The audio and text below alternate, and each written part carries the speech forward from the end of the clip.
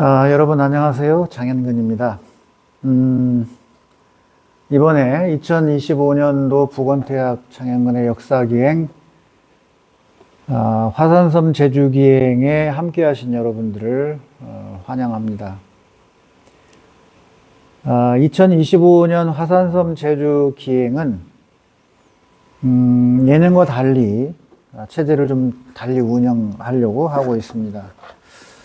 61회차까지 진행해 오면서 거의 대부분을 사전 연수를 진행을 했었거든요, 모여서. 그런데 이번에는 제가 다음 주에 바로 또 일본 기행 안내가 있고, 게다가 이번에 또 신청하신 분들이 다시도도 많이 계셔서 또 거기다가 이제 이 유튜브 채널이라고 하는 게 가능하기 때문에 먼 길 오셔서 이 연수를 참여하는 것보다도 오히려 이렇게 영상을 통해서 사전 교육을 하면 더 효과적이라는 생각이 들었습니다. 그래서 사전 집합 연수를 생략을 하고 이렇게 영상을 통해서 제주에 가기 전에 미리 준비를 하는 그런 시간을 갖고자 합니다. 2월 13일 출발하기 전에 우리가 여러 가지 영역에 대해서 좀 공부를 해보려고 하는데요. 첫 번째 시간에는 여러분들의 어떤 부담을 좀 덜어드리고 또 약간 편안한 마음으로 제주라고 하는 곳이 어떤 곳인지를 좀 만나보자, 이런 측면에서 제1강의 제목을 아름다운 제주라고 잡았어요. 이 아름다운 제주라고 하는 영상 화면은 제가 2005년부터 벌써 이제 작년이 됐네요. 2024년. 작년에는 제주를 다녀오지 않았는데 2023년에 61회차 답사 때까지 보니까 연도로 보면 대략 18년인 것 같아요. 18년 동안에 사진들을 찍고 또 답사 안내하면서 저에게 인상적이었던 그런 사진들을 소개를 하면 좋겠다, 이런 생각을 제가 가졌습니다. 그래서 오늘 이제 첫 번째 제1강은 아름다운 제주라고 하는 저의 18년 동안의 제주 답사의 영상 기록을, 사진입니다. 동영상이 아니고 사진 기록을 가지고 제주를 접해보는 시간을 가져볼까 합니다. 저는 개인적으로 사범대학의 지구과학 교육과를 졸업을 했기 때문에 제주는 저에게 아주 친숙한 공간이었습니다. 그러니까 대표적인 게 이제 1985년도에 졸업여행을 할 때 제주를 갔었거든요. 그러니까 1985년이니까 40년 전인가요? 이렇게 되는 모양입니다. 그때 이제 한라산 정상을 올라갔다가, 그러니까 영실 쪽으로 올라가서 북쪽 편으로 내려왔던 기억이 나요. 근데 그 뒤로 2002년도인가에 한국 아마추어 천문학회에 제가 이사를 할 때인데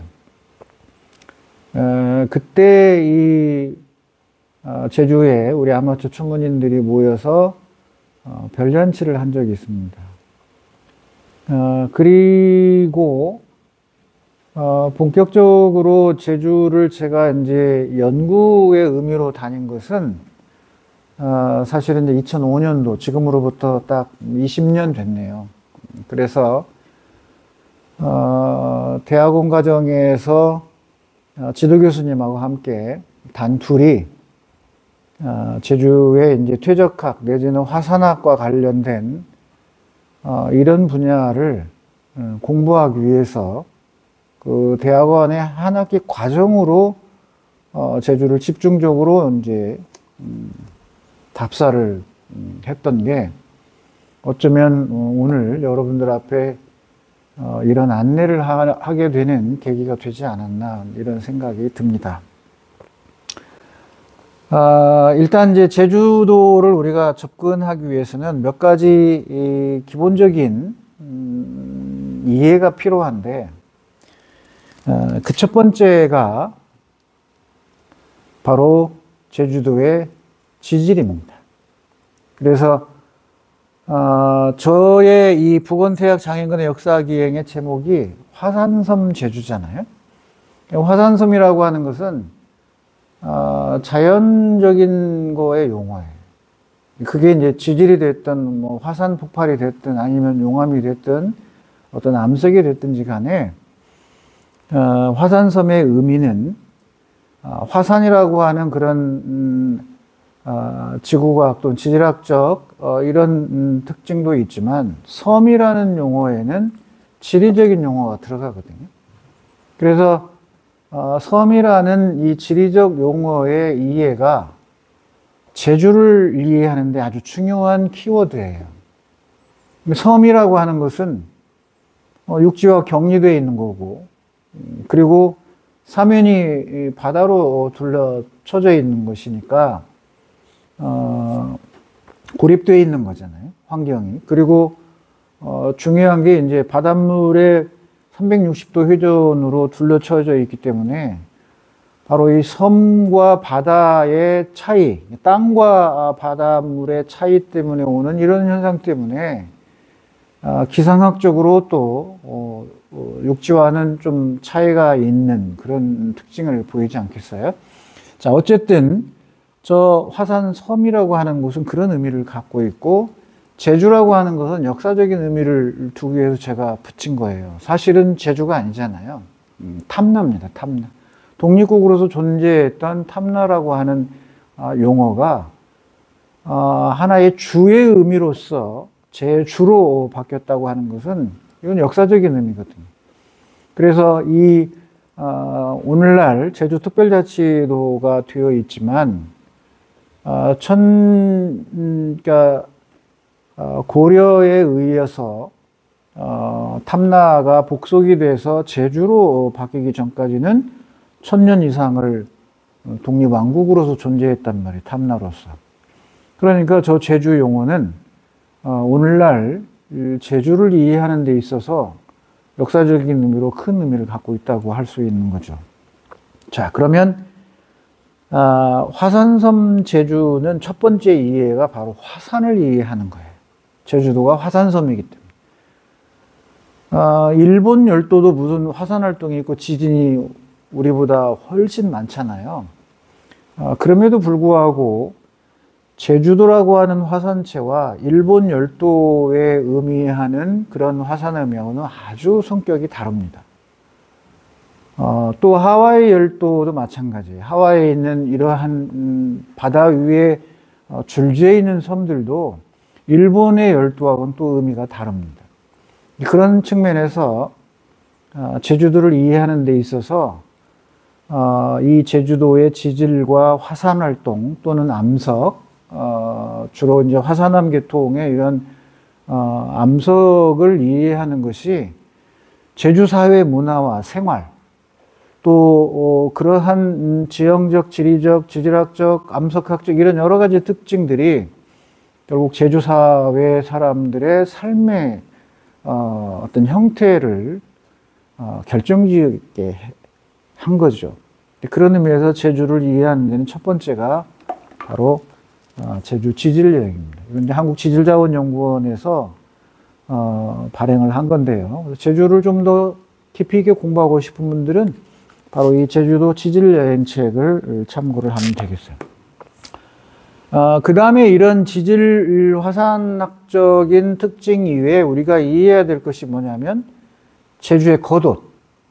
그러니까 지질이나 암석이 기반을 밑바닥을 차지하고 있다면 그 위에 세월이 흘러서 토양이 형성이 되고 그 토양 위에 생기는 제주의 식생, 그러니까 풀들로부터 또는 아주 키가 작은 나무라든지 또는 키 큰 나무라든지 이런 숲을 이루고 있는 것이 제주의 특징 중에 하나인데 왜 그걸 특징이라고 하냐면 제주에서는 곶자왈이라는 용어를 씁니다. 그래서 이 곶자왈이라는 용어는 사실은 그렇게 용어가 태어난 지가 오래된 용어는 아닙니다. 제가 현직에 있을 때 그러니까 10년이 좀 넘었는데요. 지금 한 13, 4, 5년쯤 됐을까요? 이때 우리 과학교과서에 제주의 곶자왈이라는 용어가 나오기 시작을 했어요. 그래서 우리가 지질화산 다음에 생각해야 할 부분은 바로 이 제주의 상징성, 제주의 허파라고 우리가 부르거든요. 이러한 이 허파로 불려지는 곶자왈이라고 하는 것을 이해하는 게 중요해요. 바로 이 곶자왈은 제주에서는 이제 숯불이나 덤불 이런 더미들이 있는 것을 우리가 곶이라고 부른다고 해요. 그리고 육지에서도 자갈이라는 용어를 쓰잖아요. 근데 그 자갈, 돌멩이, 돌덩어리 이런 자갈의 의미가 제주에서는 자왈이라고 한다고 하죠. 그래서 두 가지 이 숲과 같은 덤불로 이루어진 그런 공간에 자갈과 같은 이런 곳들이 함께 어우러져서 아주 독특한 환경을 만들어내는 곳. 그래서 경우에 따른 이거를 미기후라고 하는데, 이제 거시적 기후의 큰 규모의 대륙성, 해양성 이런 큰 규모가 아니라, 작은 숲 공간 안에도 높낮이가 다르고 깊이 파져 있고 바위에 의해서 굴곡이 지어지고 이렇게 해서 거기에 대기의 흐름이라든지 아니면 미세한 기온의 변화를 이끌어내면서 일종의 미기후를 형성해 가지고 거기에 자라나는 이 식물들, 물론 식물뿐만이 아니라 그 속에 살아가 있는 작은 곤충을 포함한 동물들도 포함이 되겠지만 그런 미기후 형성이 식생의 다양성을 만들어내는 데 기여하는 거죠. 그래서 제주의 이 자연환경, 자연지리 환경 측면에서는 저는 꼭 이해해야 할 것이 바로 이 지질에 관한 거, 화산을 포함한 지질에 관한 거와 물론 남석도 포함합니다. 그 다음에 이제 거기에 제주의 특징적인 이 숲과 자갈을 표현한 곶자왈이라는 용어를 아는 게 중요할 것 같고요. 자, 그 다음에 이제 이 두 개를 합들여 놓은 것이 어찌 보면 오름이라고 할 수 있어요. 이 책은 아주 작게 유네스코 세계 자연유산 제주 화산섬과 용암동굴이라고 하는 제목을 가지고 검은 오름을 표현한 거예요. 그래서 우리가 이제 둘째 날 검은 오름을 가게 될 거거든요. 저는 이 검은 오름을 2008년, 2007년, 8년 세계자연유산이 선정이 되는 그 즈음에 때부터 다녔어요. 공식 개발되기 전에. 그래서 지질화산적인 그런 어떤 틀, 형체에 거기에 거푸집의 어떤 공간, 높이차를 이루는 이런 곶자왈 같은 것을 형성하는 것을 우리가 함께 얘기하면 이제 하나의 산이 될 거 아니에요. 산이 되거나 어떤 구릉이 되거나 곶자왈은 그런 의미는 아니지만 어쨌든 두 개를 합하면 제주만의 오름이라고 하는 것을 접근해 볼 수가 있을 거예요. 그래서 제주를 이해하는 이런 자연 지리 환경 측면에서는 오름이라고 하는 것을 꼭 알아야 되겠죠. 자, 그런데 이런 약 180만 년 전에 대륙붕 정도의 지형을 뜻하는 곳에 바닷물이 채워지는 곳에서 그 밑바닥에서 이제 화산 폭발로 형성된 게 제주도인데, 이런 제주도에 이제 사람들이 구석기 시대부터 살았단 말이에요. 왜냐하면 이제 빌레모 동굴에서 그런 구석기인들이 살았던 흔적들이 이제 나오는 거니까. 그러면 그 구석기 시대 때부터 이 화산섬 제주에 사람들이 살아오면서 사람의 생존을 위해서 필요한 게 바로 물과 식량 아니겠어요? 물론 이제 에너지로서 땔감도 필요하고 그러겠지만, 그러면 사람들이 정착해서 살아갈 때 제주라고 하는 섬이 가지는 지리적인 특징, 또 섬이라고 하는 곳, 그리고 바다에 접해 있기 때문에 또 특히 우리나라는 이 태풍의 진로상에 제주도가 위치하고 있기 때문에 그런 자연재해로부터 늘 노출이 되는 공간이잖아요. 그러면 이제 사람들이 살아가기 위해서 생존을 위해서는 그런 자연재해로부터 어떻게 보호를 할 것인가, 또 그걸 어떻게 극복할 것인가, 또 그런 문명의 이기가 발달하기 전에는 어떤 정신세계 또는 신적인 부분에 많이 의지를 했을 거 아니겠어요? 그러다 보니까 그럼 결국은 뭐가 발달하겠습니까? 자연을 섬기는 그런 섬김의 문화, 그런 정신세계가 아마 발달하지 않겠습니까? 그래서 제주에는 뭐 가끔 이런 용어를 많이 쓰잖아요. 신들의 섬 제주, 신화와 전설의 섬 제주. 뭐 18,000의 신들이 있다고 하는 곳이 바로 이 화산섬 제주니까요. 그러면 신들이 많다고 하는 것은 그만큼 이 자연지리적 또는 자연재해로부터 오는 그런 인간의 느끼는 공포, 위험 이런 걸로부터 안전을 기원하는 그런 장치, 이런 걸로서 필요한 게 뭐겠어요? 결국은 신앙 아니겠어요? 그게 이제 발전한 민속적인 것이 될 것이고, 제주의 여러 신당들이 발달하게 되는 근원적인 원인도 결국은 자연 지리적인 환경에 의해서 영향을 받게 된다는 거예요. 그래서 제가 이제 제주의 신화와 이런 신들에 대한 이해를 할 때 처음으로 접한 책이 바로 이 현용중 선생님의 제주도 신화 수수께끼라는 책이에요. 그래서 이 책을 통해서 천주왕 분풀이나 아니면은 제주에 이 농사가 들어오는 것과 관련된 세경 분풀이나 이런 여러 가지 이제 이 신화들이 나오게 되는 이제 그런 배경이 되거든요. 그래서 이런 제주인들의 삶과 문화 또는 생활 이런 것들을 이해하기 위해서는 자연지리를 배경으로 형성되는 이런 어떤 정신세계의 구축, 그것이 바로 이제 신화가 되겠죠. 그래서 제주를 좀 더 깊게 이해하려면 이런 제주도 신화에 대한 이야기들을 만나볼 필요가 있습니다. 요즘은 이 현용준 선생님의 이 글을 바탕으로 제주 신화에 대해서 쓰는 여러 선생님들이 많이 나타났어요. 그래서 저도 아무튼 신화 관련된 것들이 있으면 많이 확보를 하고 보고 있습니다. 자, 그러면 자연지리에서 인간의 삶으로 이어가는 첫 번째 단계에 제가 이 인문학 쪽에서는 제가 신화를 먼저 꺼내 들었는데요. 당연히 그럴 수밖에 없는 거죠. 자, 그 다음에 이제 이 제주의 역사라는 측면에서 바라볼 때 첫 번째로 이제 접근해야 될 것이 고대 시기에는 이제 약 1000년 이상 유지되어 있던 탐나라고 하는 역사를 아는 게 중요하지만 고려 이후 조선으로 오고 그 다음에 이 조선 후기에서 일제강점기로 넘어가서 근현대사로 오는 곳에 역사의 한복판이 바로 화산섬 제주가 아니겠어요? 그래서 근대로 오기 전에 조선시대, 고려에서 조선시대로 올 때 이 화산섬 제주도가 갖는 절도, 고립되어 있는 것, 그리고 섬, 육지에서 비교적 멀리 떨어져 있기 때문에 바로 이 정치범들을 수용하는 공간으로 바뀌게 되죠. 그래서 제주는 바로 유배의 땅으로 바뀌게 되는 거예요. 그래서 이 유배의 최적지로 활용이 되면서 고려 말, 그러니까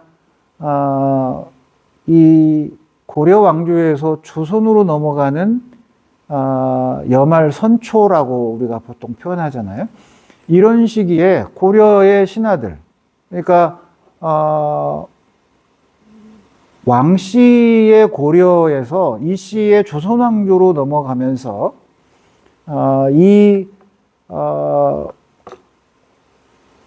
새로운 왕조가 태동할 때 기존의 거를 고수하고자 했던 사람들은 조선왕조 창업에 반대했잖아요. 그럼 이제 그런 사람들은 일부 해외도 되고 유배도 가고 뭐 그랬을 거 아니에요. 그런 측면에서 제주도도 그런 고려 말에 고려의 신화를 끝까지 고수했던 사람들은 일부는 제주도에 유배를 가게 되는 거죠. 그리고 나서 조선시대에 들어와서는 그야말로 이 중앙정치의 치열한 권력 다툼, 내지는 또 권력 다툼이 아니래도 어떤 누명을 쓰거나 어떤 선의의 피해자로서 유배를 가는 경우도 많았단 말이에요. 그런 측면에서 제주도를 이해할 때 저는 역사 이해에 이 유배 문화가 아주 중요하다고 생각을 해요. 왜냐하면 탐나였다가 제주로 넘어가는 이 제주도의 역사의 주체는 이제 그런 탐나에서 고려에서 파견되는 관리라든지 아니면 조선시대로 오게 되면 이 전라도의 전라 감영에서 파견되는 그런 목민관이 가는 거 아니겠어요? 그러면서 대부분 목민관은 이제 성리학자고 유학자고 또 그들이 이 관리자로서 가면서 제주에 토착 신앙이나 토착 문화가 있었을 텐데 거기에 이제 새로운 그런 정치나 이념 또는 사상 이런 것들을 이제 전해주는 역할을 하지 않았겠습니까? 그런 측면에서 제주에 유배를 갔던 지식인들 대체적으로 큰 거물이잖아요. 왕들도 갔고 대표적인 광해군도 갔으니까요. 그래서 이제 그런 분들이 예를 들면 뭐 최익현이라든지 송시열이라든지 주사 김정희도 마찬가지고요. 그런 큰 정치인들이나 영향력 있던 사람들이 또는 왕족이라든지 제주로 유배 가면서 제주의 어떤 식자층을 양성하는 그런 배경이 되기 때문에 제주의 역사 문화를 이해하는 데 있어서 중요한 게 바로 제주의 유배 문화입니다. 그리고 그거를 아주 쉽게 접근할 수 있는 게 바로 양진건 선생이 쓴 제주 유배길에서 만난 사람들. 그래서 이런 책을 본다고 하면 제주의 문화 역사를 더 깊이 있게 아는 데 도움이 될 것이다. 그렇게 이해를 하시고요. 자, 그 다음에 우리가 흔히 인문학 하면 뭐를 얘기하죠? 인문학 하면 대체로 뭐 문화, 역사, 철학 뭐 이렇게 얘기를 하잖아요. 저는 그렇게 어떤 형식이나 정해져 있는 그런 형태로서 인문학을 접근하지는 않고요. 인문학은 자연지리부터 시작해서 자연지리, 지질, 뭐 사회, 문화, 역사, 천문, 그 다음에 민속, 뭐 고고학 여러 영역들 그 총체를 망라한 것이 저는 인문학이라고 보는 사람이거든요. 근데 그거를 굳이 뭐 자연과학과 인문학으로 나눠서 그런 양분된 관계에서 인문학을 따로 떼서 접근하는 사람은 아니고요. 결국 인문학은 이 자연지리 환경과 그냥 한 몸이에요. 그래서 인문학을 이해하려면 자연지리를 기본으로 해야 됩니다. 제가 지금 제주를 안내하기 위해서 동원하고 있는 이 초입 부분에 간단한 이런 책들을 좀 소개를 하고 있는데 지금 출발부터 다 보이잖아요. 어떻게 했는지. 그래서 이런 것들이 종합적으로 연결된 것이 인문학이라고 보면 돼요. 그래서 어찌 보면 이제 문학 작품이라고 하는 것은 그런 자연지리 환경이나 사회, 문화, 생활, 또 거기에 쌓인 누적된 역사, 이런 모든 거를 다 종합적으로 총체적으로 표현할 수 있는 게 문학 아니겠어요? 그래서 저는 어떤 위계가 아니라 영역에서 그 포함하고 있는 광역적인 의미에서 볼 때는 문학이 가장 나중에 있지 않느냐, 뭐 이런 생각을 하는 사람이에요. 어쨌든 이제 제주의 어떤 문학적인 측면에서 본다고 하면 대표적인 게 물론 과거에도 있었지만 우리 근현대사에서는 아주 중요한 것이 바로 제주 4.3이지 않겠어요? 그래서 그런 제주 4.3은 제주만의 문제도 아니고 제2차 세계대전 이후에 또 태평양 전쟁이 끝나면서 국제적인 관계 속에서 이제 우리 민족의 문제에서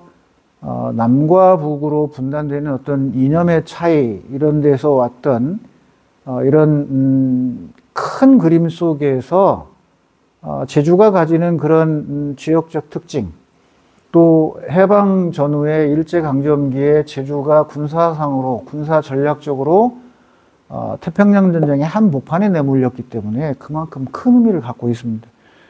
그런 측면에서 그러한 국제 정세나 또 우리 한반도나 이 분단의 양쪽의 문제, 그리고 그런 이념의 대립 관계 속에서 발생했던 이 제주 4.3이라고 하는 아픈 역사를 시대적 또는 역사적 그런 배경하에 나온 작품이 바로 현기영 선생님의 순이삼촌이라는 소설이거든요. 그래서 제주를 우리가 이해하고 또 이해하고자 하는 목적은 뭔가 교훈을 삼고자 하는 거잖아요.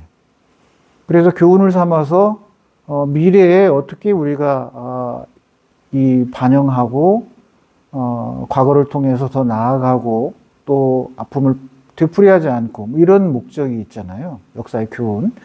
그런 측면에서 이 소설 순이삼촌은 제주를 통해서 뭔가를 깨달아가고 또 우리의 근현대사를 접근하는 데 있어서는 아주 중요한 그런 작품입니다. 그래서 저는 이제 제주를 오랫동안 안내를 해 왔는데 벌써 이제 이번이 62회 차거든요.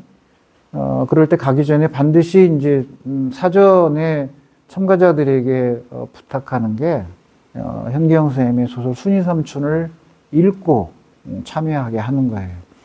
그래서 제가 안내하는 거에 집중하는 것보다 참가자들이 준비를 많이 해서 내가 어떻게 이번 제주 기행을 나의 발전과 나의 성찰, 그리고 나의 어떤 역사의식의 함양, 또 인문학적 소양 이런 것들을 거기에 또 자연과학적인 자연 또 생태나 이런 생태주의적인 사상으로서 제주를 또 어떻게 이해할 것인가 이런 종합적인 것을 통해서 결국은 자신을 성찰하고 그 성찰을 통해서 사회에 내가 어떻게 기여할 것인가가 이 문학에 가야 할 방향이라고 제가 보기 때문에 문학 작품으로서 현기영 선생님의 순이삼촌은 꼭 읽고 가기를 부탁을 드립니다. 자, 그리고 이제 이 문학과 함께 이 문학의 한 복판에 있는 역사라고 하는 측면에서 이번에는 이 제주의 탐나라고 하는 초기, 그러니까 삼양동에 있는 유적지를 갈 거거든요. 그게 이제 탐나 형성 초기 유적이에요. 그리고 육지로는 이제 우리가 한국의 청동기 문화의 대표로 삼고 있는 게 부여 송국리 문화인데, 그런 기원전 7세기에서 5세기경으로 형성된 이 송국리 문화가 제주에 이제 전파가 돼요. 그런데 제주에 전파된 거는 그런 문화가 이 제주 삼양동에 있다고 해서 그게 기원전 7세기, 5세기 이렇게 잡히는 게 아니고 삼양동 유적지는 기원전 3세기에서 기원 후 3세기 대략 한 400년에서 600년간 존재했던 추락지에 생긴 문화 유적이거든요. 그런데 이 송국리의 형태가 바로 이 삼양동에 나타난단 말이에요. 그리고 잘 아는 것처럼 바로 이 부여의 송국리 유적의 그런 타원형의 집자리 이 가운데 1m 직경의 구덩이를 파는 이런 송국리형 집자리는 여러분이 잘 알고 있는 일본의 이 야요이 시대로 연결이 되면서 요시노가리 유적지로 연결이 되거든요. 그래서 아주 중요합니다. 삼양동 유적지는 마찬가지. 그래서 역사의 제주 답사 1번지를 제가 삼양동으로 잡는 거예요. 역사 분야에서는. 그러나 이제 지질 화산 측면에서 1번지로 잡는 건 건입동, 즉 산지천 끝자락에 약간 북편에 있는 화북과 사이에 있는 바로 이 사라봉을 제가 지질 화산으로서 자연환경으로서 1번지로 삼고자 하는 곳이에요. 어쨌든 제주의 역사를 이해하려면 첫 번째는 탐나를 아는 게 중요합니다. 그래서 탐나의 전기부터 중기 후기로 이어지는 이 탐나의 역사 문화가 아주 중요하고요. 그거는 이제 청동기 시대 때부터 초기 철기 시대로 연결이 되면서 탐나가 해체되는 고려 초기 때, 고려 초기 약간 지나서인데 그때까지 역사가 아주 중요하죠. 왜냐하면 이 탐나라고 하는 역사성이 나중에 조선 후기 사회로 가게 되면 제주에 이제 밀란이라고 하는 게 빈번하게 발생이 됩니다. 그런데 이 밀란이 육지하고 성격을 달리하는 게 여러 가지가 있어요. 그건 뭐냐면 바로 옛 독립국가였던 탐나로 복귀하자라고 하는 이런 주장을 하면서도 밀란이 일어난 적이 있었기 때문입니다. 그래서 탐나를 이해하는 게 중요하고, 특히 이제 한라산이 은하수를 잡는다는 뜻의 의미를 갖고 있잖아요. 그러면 제주 시내에 있는 칠성이라고 하는 이 안쪽에는, 제주 이 중앙로 일대는 칠성대라고 하는 게 있어요. 북두 칠성을 형상화해서 단을 쌓고 제사를 지내는 그런 공간입니다. 그러니까 탐나라고 하는 이 탐나의 우두머리를 우리가 성주라고 하잖아요. 별과 관련되어 있는 거죠. 칠성대도 별과 관련되어 있고. 그래서 이 탐나는 제주 사회에 여러 영역에 영향을 끼쳤단 말이에요. 그래서 그 제주의 역사가 이제 조선 후기로 가면 어떤 곳으로 변하냐면 출nhập 금지가 돼서, 그러니까 인조 때부터일 텐데요. 그래서 이 16세기 중후반 출nhập 금지령이 내려져서 근 200년간 1800년대까지 간단 말이에요. 그래서 이 출nhập 금지령이 내려져서 나가지도 못하고 들어오지도 못하는 이런 공간으로 바뀐단 말이에요. 근데 그러면서 몽골의 침략 때부터 계속돼 왔던 제주의 말, 이 제주의 말을 생산하기 위해서 그란이도 척박하고 농토가 부족한 곳을 말을 사육하기 위한 초지로 바꾸는 이런 과정. 그러니 먹거리는 더 빈약해지고 이럼으로써 제주 사회는 정말 척박한 그런 환경으로 가잖아요. 그래서 이런 흐름으로 가면서 이제 1811년 홍경래의 난으로부터 또 1862년에 임술밀란으로 이어지는 조선 후기 사회의 변화 속에서 결국 30년 뒤에는 동학농민혁명이 이어지잖아요.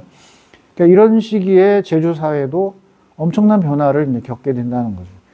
그래서 그 이후에 일제강점기에 그 어디보다도 수탈을 많이 당한 것이고, 또 세와리 해녀들의 그런 항일투쟁이나 1918년에 무년에 있었던 법정사 이 항일 독립투쟁, 해녀들의 이 투쟁, 이런 걸 통해서 제주 사회가 어떤 역사적으로 중요한 곳을 차지하게 되고, 해방 전후 사회는 알 것처럼 아까 얘기한 제주 4.3이라고 나쁜 역사가 태어나지 않았겠어요.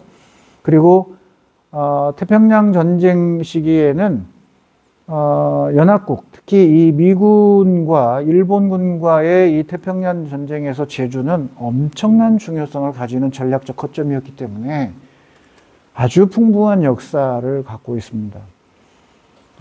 제가 이 제주를 2007년, 8년 본격적으로 연구하면서 그때 만났던 제주의 역사에 관한 책이 바로 여기에 있는 이영건 선생님의 제주 역사 기행이었어요. 그래서 2008년도 슈퍼형제들, 전라북도에 슈퍼형제라는 제도가 있었는데, 이 영재 학생들의 교과 통합 능력, 또 리더십 함양, 또 국제 감각을 함양시키기 위해서 제가 택한 곳이 화산섬 제주였거든요. 그래서 이런 제주가 가지는 역사는 제주만의 어떤 지역사의 의미가 아니고 세계사와 연결되어 있고, 그 근원으로 가면 결국 산업혁명으로부터 같이 병행해서 오는 이 제국주의의 침략의 역사가 결국은 태평양 전쟁으로 해서 마무리가 되는 곳에 제주가 있어요. 그러니까 제주는 역사적으로도 엄청나게 중요한 곳이라는 걸 알 수 있죠. 그래서 역사를 보는 관점을 중앙에서 내려주는 그런 관점으로 볼 것이냐, 아니면 각 지역 단위의 지역사가 모여서 중앙으로 모여서 중앙사가 되는 관점으로 볼 것이냐라고 하는 게 있다고 할 때, 제가 바로 이 지역사가 얼마나 중요한지 그걸 깨닫게 해준 책이 바로 이 제주 역사 기행책입니다. 저와 함께 가시는 여러분들은 이걸 다 읽으시라는 게 아니고, 제가 이제 여러분들에게 안내를 할 때는, 바로 이런 제가 지금 얘기한 제주의 지질, 화산, 암석, 제주의 지리, 지형과 지리는 다릅니다. 이 지리적 특징이 제주 사회의 문화, 그 다음에 제주의 삶의 어떤 성격, 가옥의 구조, 또 언어의 이런 독특함, 이런 모든 것들이 사실은 지리적 특징 때문에 형성이 되는 거거든요. 그리고 이제 거기에 따라서 제주의 이 신들이 많이 발생하는 이유, 또 거기에 같이 병행해서 제주에 360여 개나 되는 신당들이 있단 말이에요. 그래서 이 토속신앙이고 민속에 해당되는 제주 사람들만의 그런 정신적인 버팀목이 됐던 신당의 문화, 일회당, 여드레당, 본향당 이런 여러 당들이 있단 말이에요. 그런 것들을 이해를 하기 위해서는 바로 제주의 총체적인 영역에 관해서 접근할 필요가 있다라고 하는 겁니다.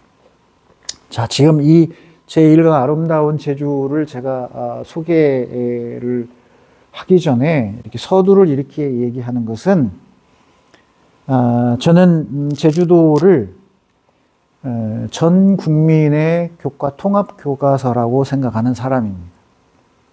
그래서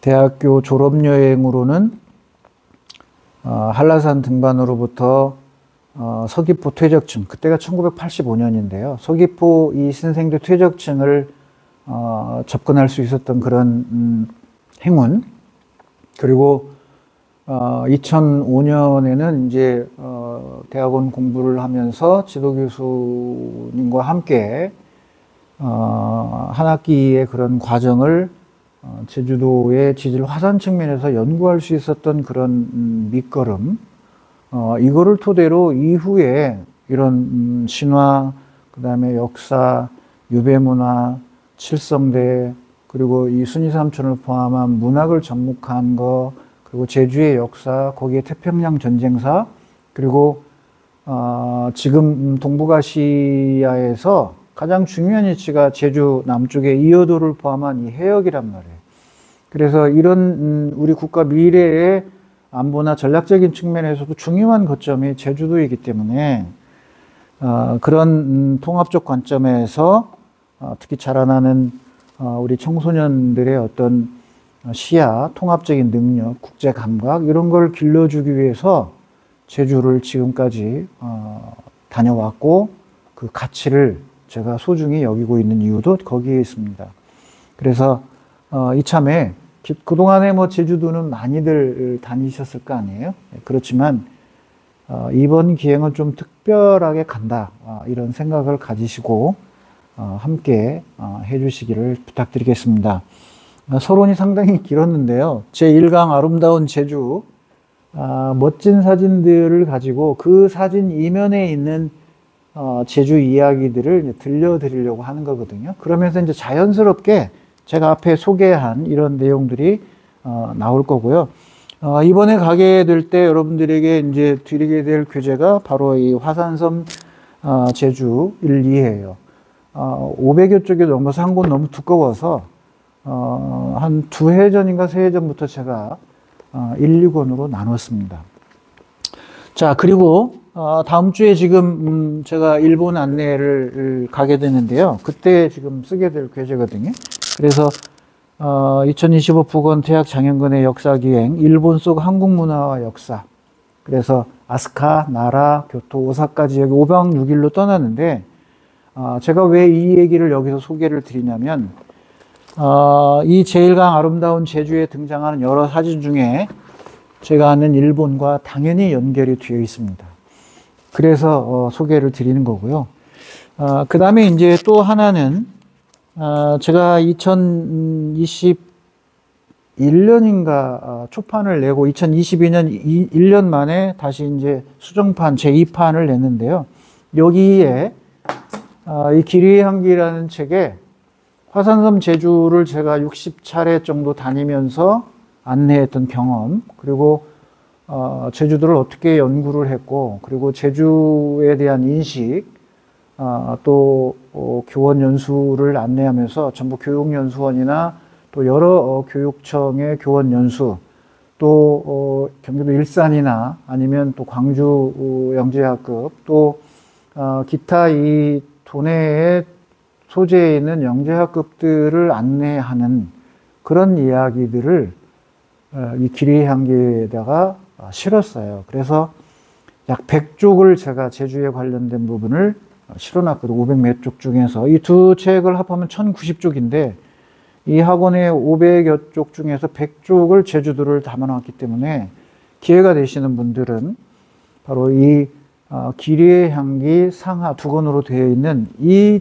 책을 처음부터 끝까지 읽으면 제주도와 다 연결이 되어 있습니다. 그래서 이것이 이제 연결이 돼서 제가 진행하는 만주 내륙으로, 만주와 중국 내륙으로 가는 바레만 유아기행이나 아니면 아직 끝나지 않은 독립운동, 서간도, 북간도를 포함해서, 그리고 올 8월에 가게 될 연해주 독립운동사까지 전부 연결이 되어 있거든요. 또 일본 기행도 마찬가지고요. 그래서 첫 시간은 이렇게 제주도를 제가 왜 가려고 하는지, 또 제주도에서 무엇을 얻고자 하는 건지, 이런 이야기를 좀 큰 그림 속에서 얘기를 드리려고 마련을 했고요. 그래서 책과 교재를 중심으로 첫 시간은 소재를 드렸습니다. 그러면 이제 바로 이제 두 번째 시간은 본론으로 들어가서 제1강 아름다운 제주 18년의 사진 기록을 가지고 소개를 드리도록 하겠습니다. 고생 많으셨습니다.